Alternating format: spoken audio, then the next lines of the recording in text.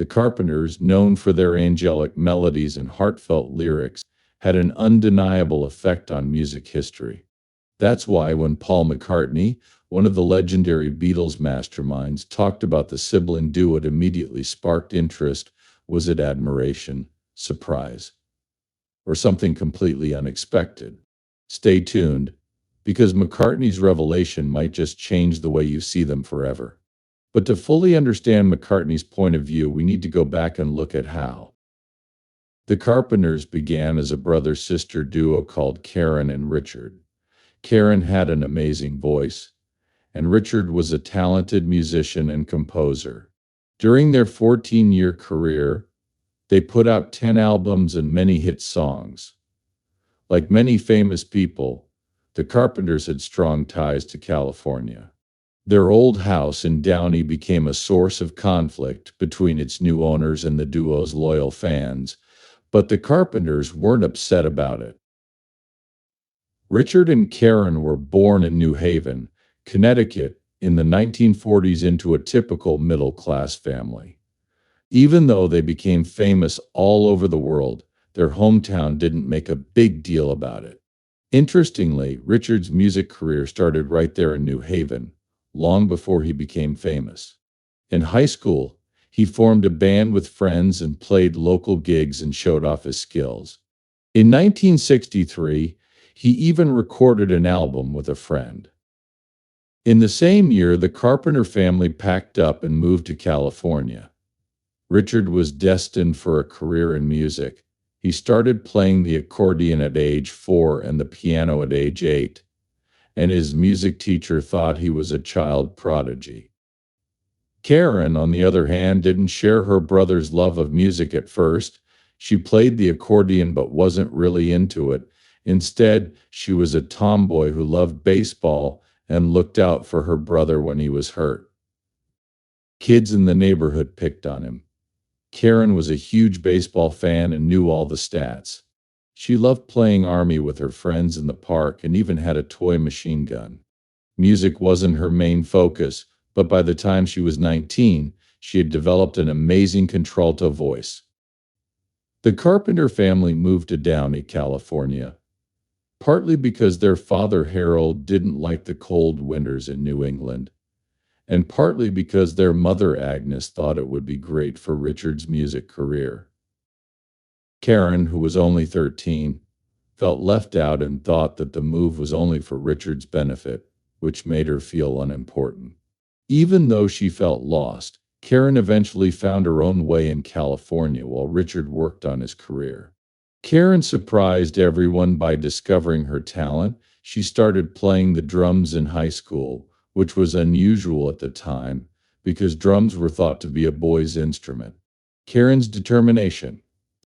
Karen quickly proved she was a natural when she and Richard started making music together. Karen drummed and sang at the same time, showing off her amazing talent. Even though the family moved for Richard's career, Karen quickly became a star in her own right. She was the first person in her family to get a record deal when she was only 16 years old. Before they were famous, Karen, Richard, and some friends formed a band called Spectrum. They were good enough to get a gig at Disneyland, which was a big deal at the time. But there was a catch. Disneyland only wanted them to play old-time jazz to keep things traditional. It was the 1960s, and everyone was into psychedelic rock, but Disneyland wasn't ready to join the trend.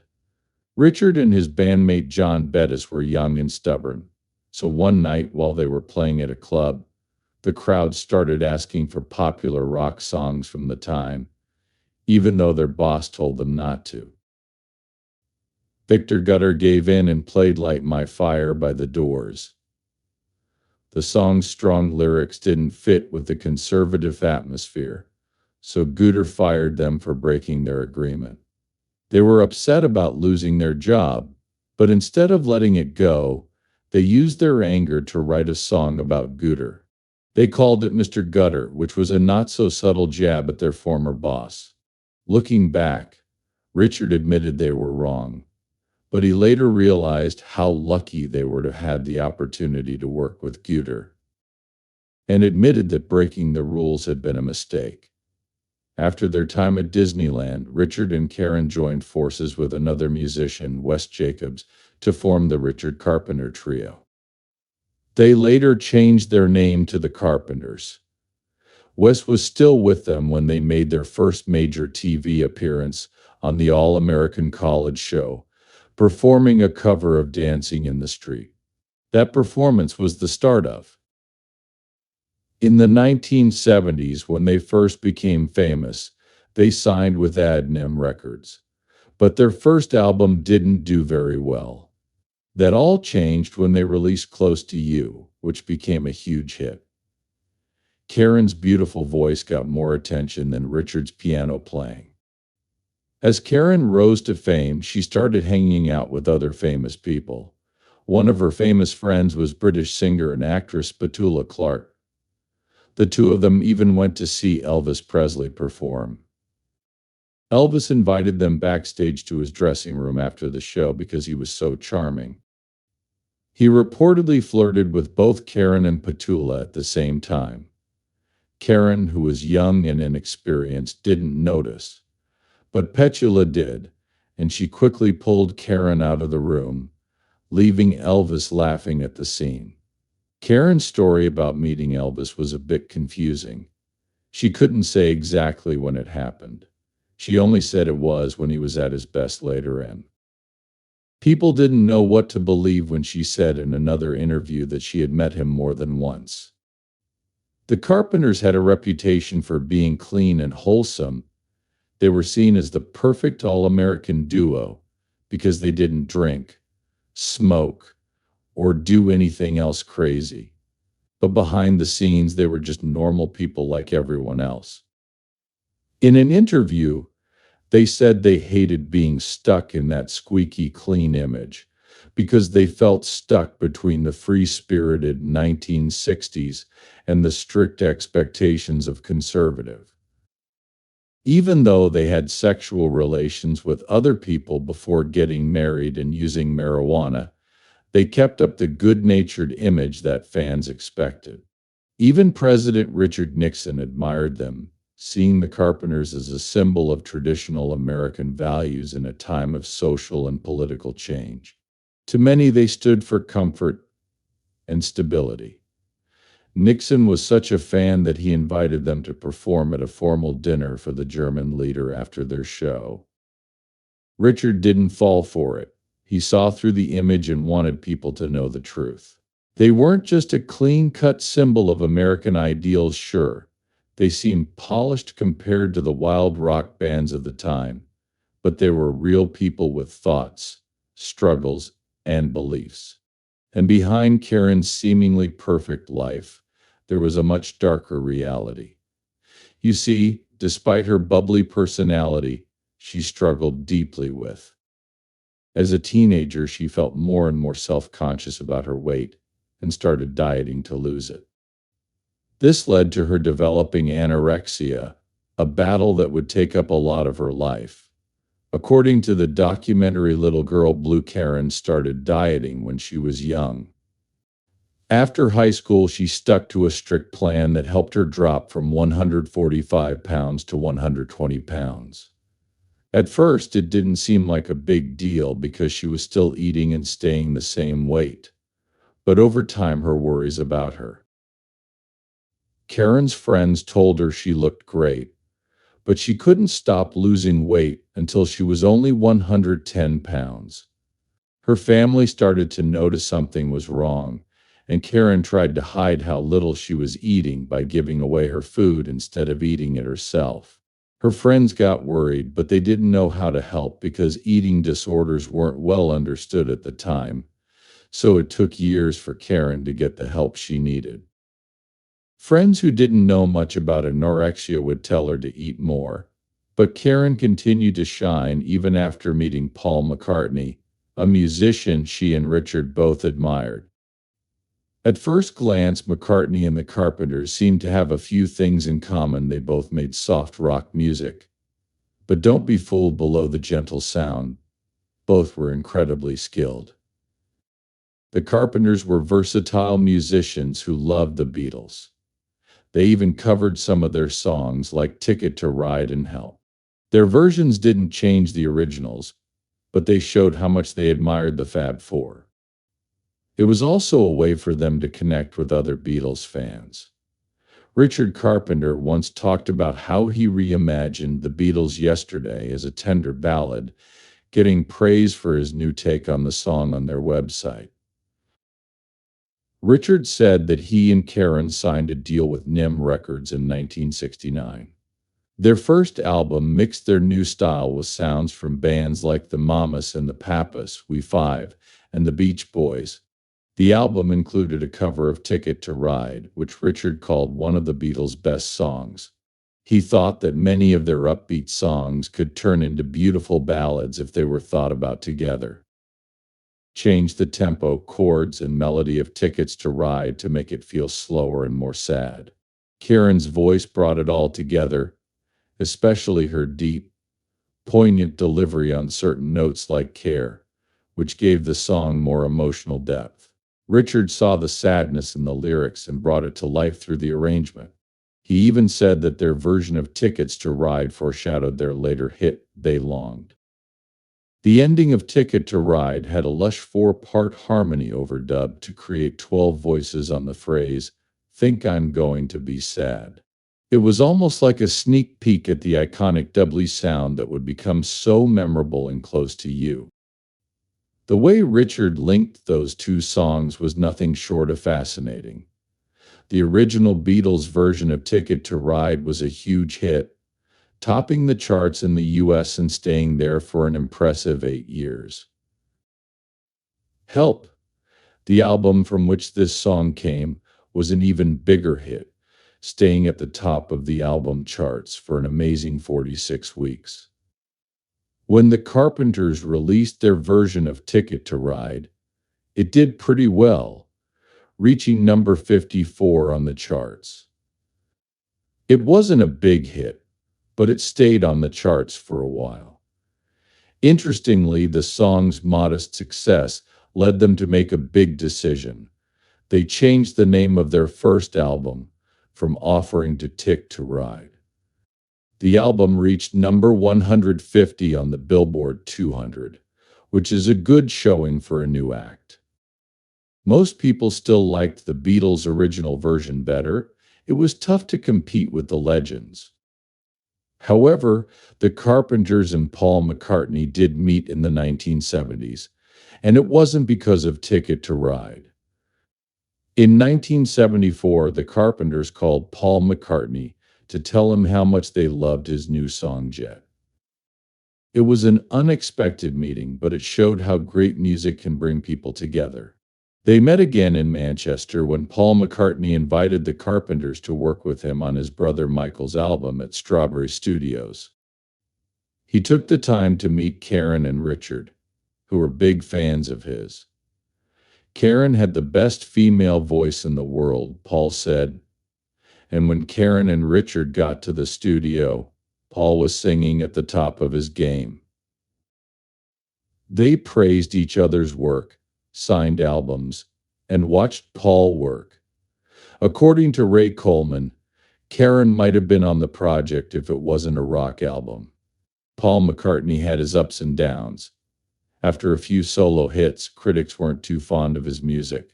He needed a breakthrough, and Jet along with a band on the run gave him just that, earning him both commercial success and critical acclaim. The Carpenters much. Like McCartney, they had problems with critics, but their career was truly amazing.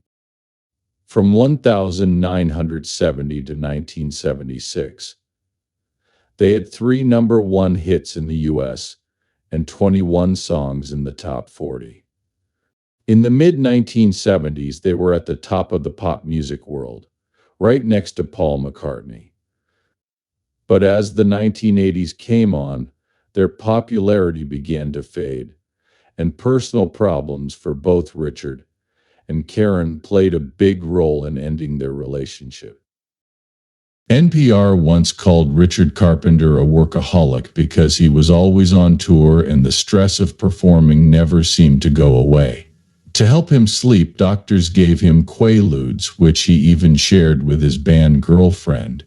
At first, Richard took the medicine as prescribed, but it didn't take long for him to build a tolerance. Soon he was doubling or even tripling. By 1978, his addiction had gotten so bad that he couldn't work or even go to school. The New York Times wrote that his addiction was putting their career at risk because disco music was so popular at the time. Karen Carpenter decided to go out on her own, while Richard had to face his drinking problem after a scary fall down a flight of stairs.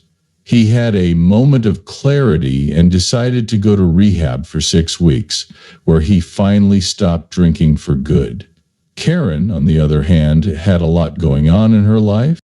Because they were always on the road, she dated a few people, but always said she couldn't imagine getting married while living on the road. NPR said her favorite song was "I Need to Be in Love," which seemed to describe her life. She was always looking for love, but couldn't find it. Then, in 1980, she decided to take a chance and go on a blind date with Thomas Burns.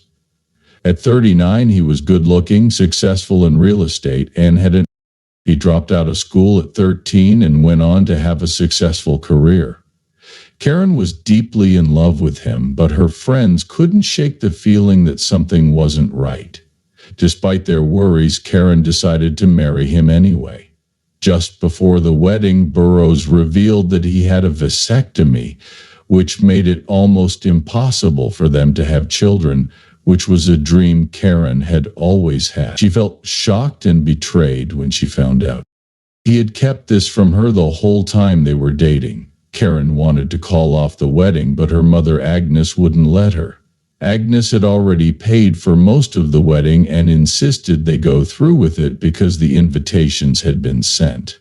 Karen felt trapped, so she gave in. But the marriage was doomed from the start, and they got divorced after only 14 months. It was hard on Karen Burns, who always asked her for money. During their marriage, he put her down and called her horrible names. The Independent later called their union a disaster. After the divorce, Karen was in a bad place. She started seeing a therapist who specialized in eating disorders because her anorexia was getting worse.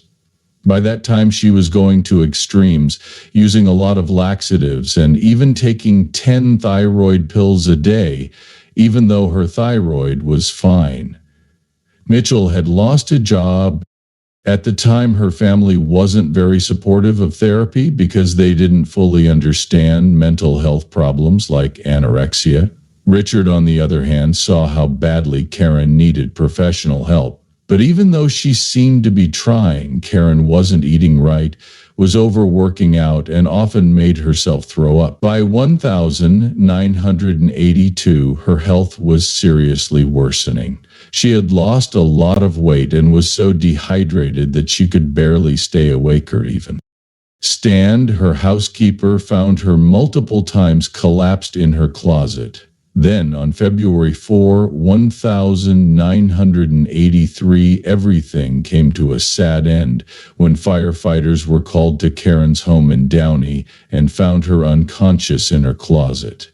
That same day, she was supposed to finalize her divorce, but she had a heart attack and died at the hospital. What made Karen's death even more tragic was that she seemed to have lived a happy life.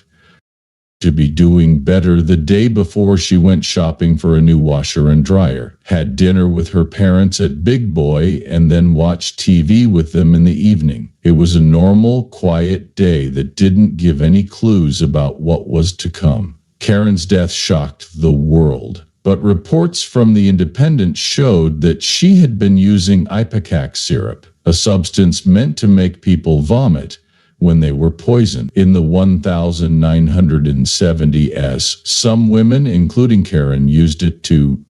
Ipecac contains a chemical called emotion that can seriously hurt the heart if used too much. Karen Carpenter's blood sugar levels were also very high. Reports say they were 10 times the normal level, and her death brought much needed attention to the dangers of anorexia and the extreme steps some people take to control their weight. After her death, famous people like Princess Diana spoke out about they have had their own problems with eating issues. Because of the possible dangers, the event also led to attempts to ban EPOC, but it wasn't fully taken off the market. Richard Carpenter keeps the legacy living and puts his family first above all else. He is married to his cousin Mary Rudolph, and they have 5 kids together. Richard sometimes even has his kids act with him,